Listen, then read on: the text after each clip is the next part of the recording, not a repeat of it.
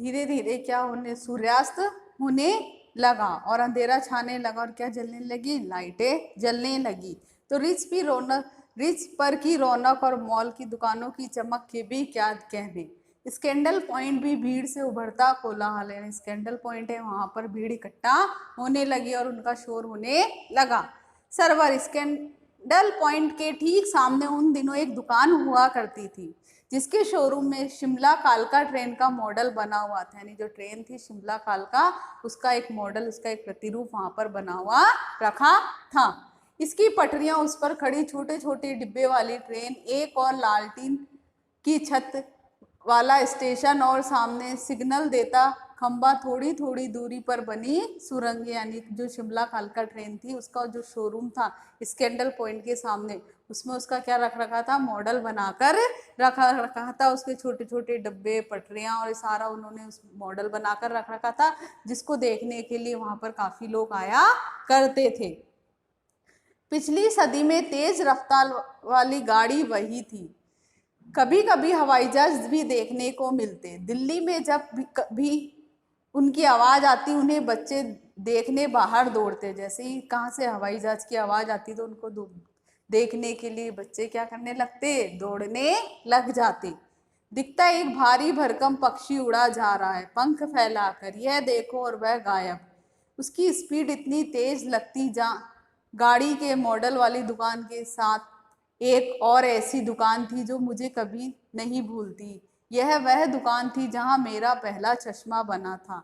वहां आंखों के डॉक्टर अंग्रेज थे। यानी जहां पर जो स्कैंडल पॉइंट के सामने एक शोरूम था जहां पर किसका, जो कालका शिमला कालका ट्रेन है उसका मॉडल रखा हुआ था, वहीं पास में एक दुकान थी जिसे लेखिका क्या है, कहती है कि उसे कभी भी मैं नहीं भूल सकती, क्योंकि वहीं पर उनकी जो है वो पहला चश्मा बना था। और जो डॉक्टर थे वो कौन थे, वहां के आंखों के जो डॉक्टर थे वो अंग्रेज थे।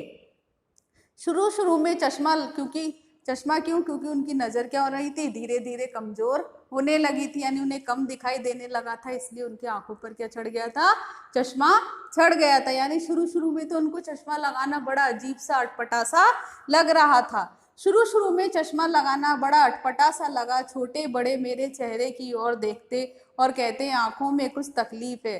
यानी कि जैसे ही उन्होंने चश्मा लगा, उनके आंखों पर चश्मा चढ़ गया, तो उन्हें शुरू में तो क्या, प्रारंभ में तो उन्हें अटपटा सा लग रहा था और सभी लोग उनसे पूछते कि आंखों में क्या है, कुछ तकलीफ, कुछ परेशानी है। जैसे ही जब उन्होंने चश्मा लगाने लग गई तब, इस उम्र में ऐनक, यानी इस उम्र में तुम्हारे अभी से ही क्या है, चश्मा लग गया है।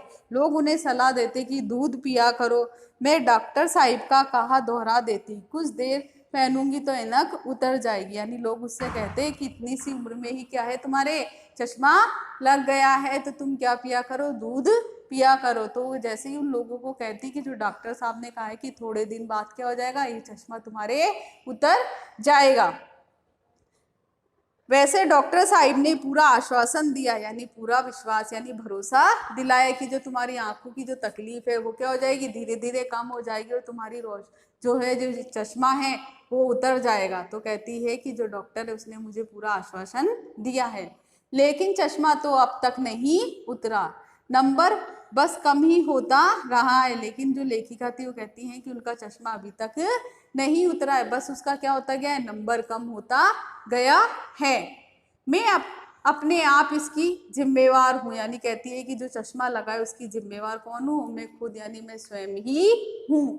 जब आप दिन की रोशनी को छोड़कर रात में टेबल लैंप के सामने काम करेंगी तो इसके अलावा और क्या होगा। यानी कहती है कि जो मेरी आंखों की जो रोशनी है जो कमजोर हुई है, उसके लिए मैं खुद ही क्या हूँ, जिम्मेवार हूँ। यानी कि मैं दिन में कुछ काम नहीं करके रात को क्या करती थी, लैंप में बैठ के काम करती थी, जिसके कारण क्या हो गई है, मेरी आंखें क्या हो गई है, जो मेरी नजर है वो क्या हो गई है, कमजोर हो गई है।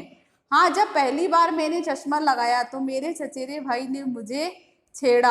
यानी जब उनके चश्मा लगा तो जो उनका चचेरा भाई था, जो चाचा का लड़का था, उसने उनको, लेखिका को क्या कर गया, छेड़ने लगा और कहने लगा, देखो देखो कैसी लग रही है, आंख पर चश्मा लगाया ताकि सूझे दूर की, यह नहीं लड़की को मालूम सूरत बनी लंगूर की, यानी कहता है कि ऐसा लग रहा है कि जैसे कि किसने चश्मा लगा रखा है, लंगूर ने चश्मा लगा रखा। ये कहकर उसको जो उनके चाचा का लड़का था वो चिढ़ाता था।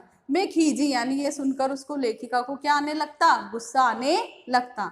मुझ पर ये क्यों दोहराया जा रहा है, पर शेर बुरा न लगा, यानी कि जैसे ही जब वो उसको बोलता तो उसको उस पर क्या आता, गुस्सा आता। कहते कि ये लाइनें जो है, ये जो शेर है वो मुझ पे ही क्यों बोला जा रहा है।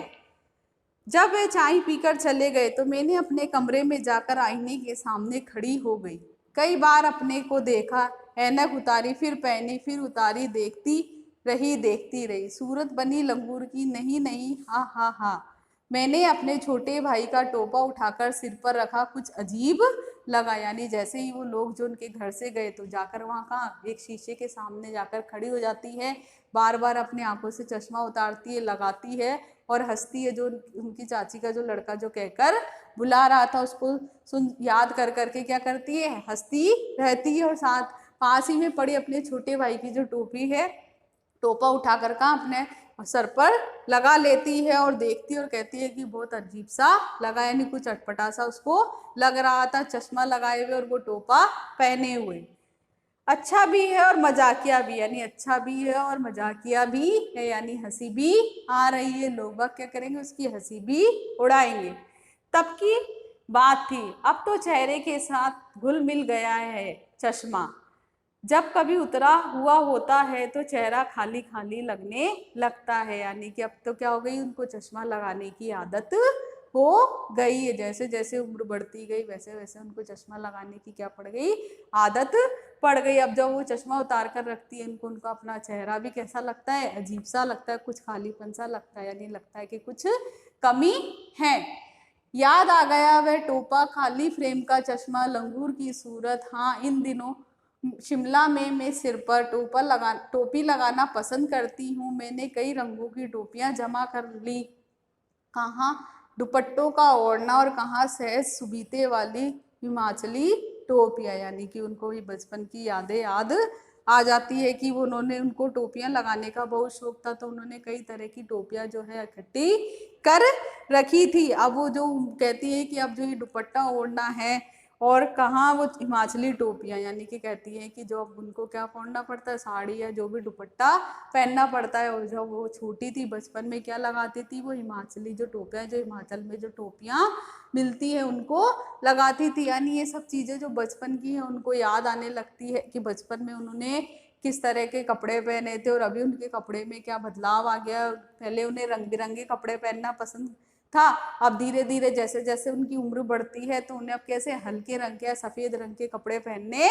पड़ते हैं। साथ ही साथ खाने पीने की चीज़ों में भी बदलाव आ गया है, ये सब बताती। और जैसे धीरे और क्या होता है, उन जैसे ही कहती हैं कि जो पहले जो बचपन की जो खाने की चीज़ें थी वो अब जो खाने की चीज़ें वो काफ़ी बदल चुकी है, यानी उनमें काफ़ी बदलाव आ चुका है। रहन सहन में भी, कपड़ों में भी, हर चीज़ में क्या आ चुका है, बदलाव आ चुका है, लेखिका ये कहती हैं। और नज़र कमज़ोर होने के कारण जब उनका चश्मा लगता है तो उनके चाचा का लड़का उनको चिढ़ाता है, तो ये उसको क्या आने लगता है, गुस्सा आने लगता है। लेकिन जब वो जाते हैं तो आईने के सामने खड़ी होती है तो देख, कभी चश्मा उतारती है, वापस लगाती है और देख कर क्या होती रहती है, हंसती रहती है। और साथ में अपने भाई का जो टोपा है वो भी सर पर लगा लेती है। तो कहती है कि कुछ अजीब सा लग रहा है, लेकिन उनको क्या लगता है, अच्छा भी लगता है। ये सब बचपन की यादें जो है लेखिका याद करती है और इन्हीं को उन्होंने इस पाठ में बताया है।